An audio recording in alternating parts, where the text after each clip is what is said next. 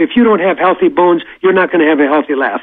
And so I've got to use some kind of ionizing radiation to tell you what's happening with your bones. So Dr. Lippman is my good friend, but I have the background of having been in the field of radiology. I think I really have spent a lifetime looking at these things, and everything you do in this life, just going to the doctor's office, you can get killed. So, I mean, across the board, everything has a benefit and a risk.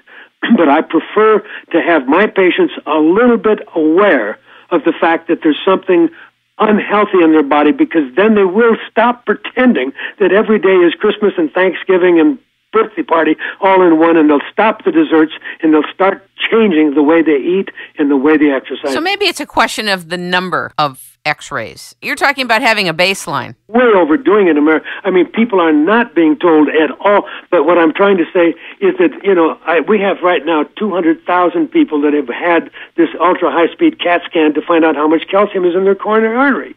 Well, that's causing 200,000 people to care before they have the heart attack of figuring out what they can do. So I agree that was a lot of radiation, but since I can't keep people alive who assume that they're indestructible and go on smoking, drinking, never exercise, don't change it. I can't keep them alive. If I don't have a person a little worried, they change nothing. I hear you.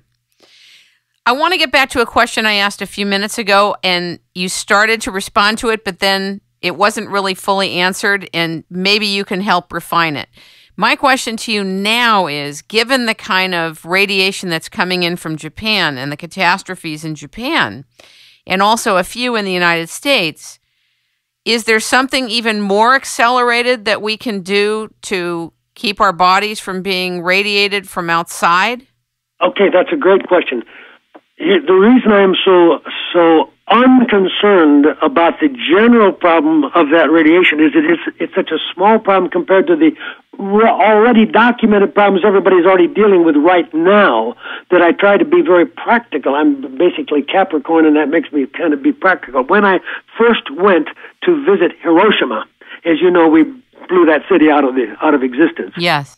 I went there with a lot of guilt, and there was this gorgeous city that had been totally rebuilt, and it was more modern than any city I'd seen. And then I was there to visit the garlic company, Wakanuga, and their headquarters was only about 50 miles from the epicenter. And they told me that their plant, they had never had anyone at their plant ever develop cancer at all. Now, that really was a lesson to me, because you would assume 50 miles away from the epicenter of a bomb that wiped out the whole city that there must be some bad things going on. All I can tell you is this. Their company gives their garlic free of charge to all their employees.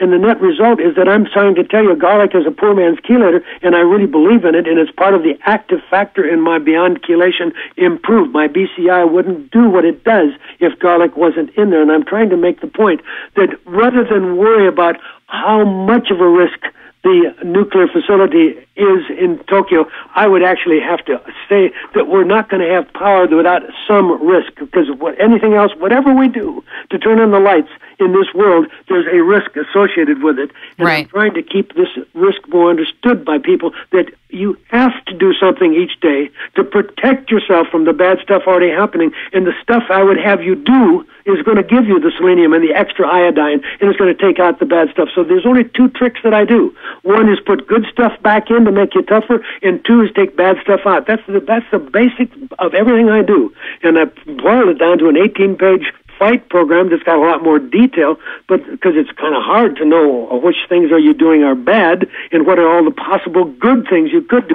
Should you be on pterostilbene? Do we need resveratrol every day of our life? Do you have to be in a far-infrared sauna for 20 minutes each day? I mean, there's a lot of questions about how far you take the good and the bad. Right. But there's a lot to figure out. Well, I have one last question.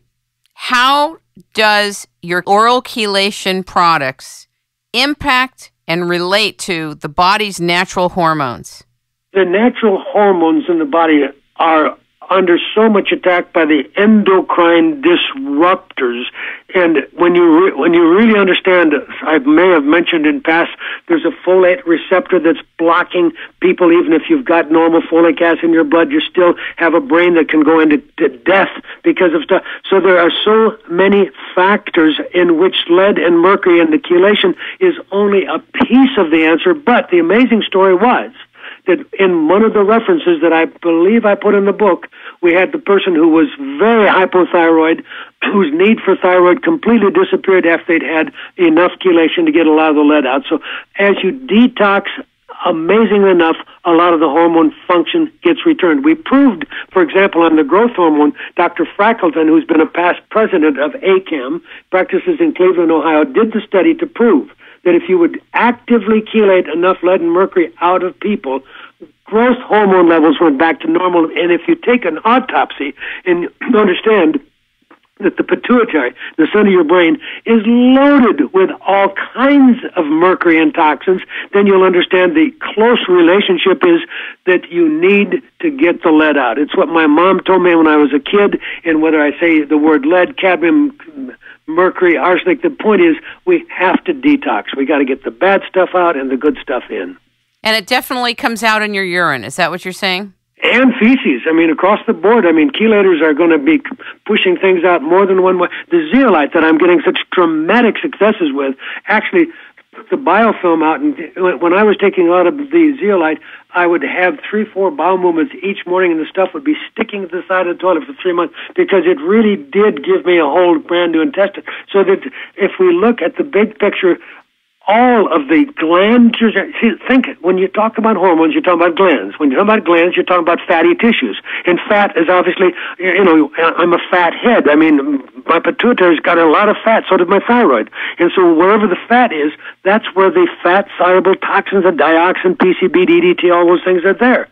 So what we're trying to do is have everybody understand that I am Mr. Detox. That's, if I could redo my name, it would be Dr. Detox. Well, I want to tell you, Dr. Detox, that I am so honored to have you on the show, and I so appreciate your calling and the long-standing work and contributions that you're making and the products that you've made for us, and I just want to thank you for being on the show. It's been my pleasure, and thank you so much. Ladies and gentlemen, we have been talking with, learning from, and listening to Dr. Garry Gordon.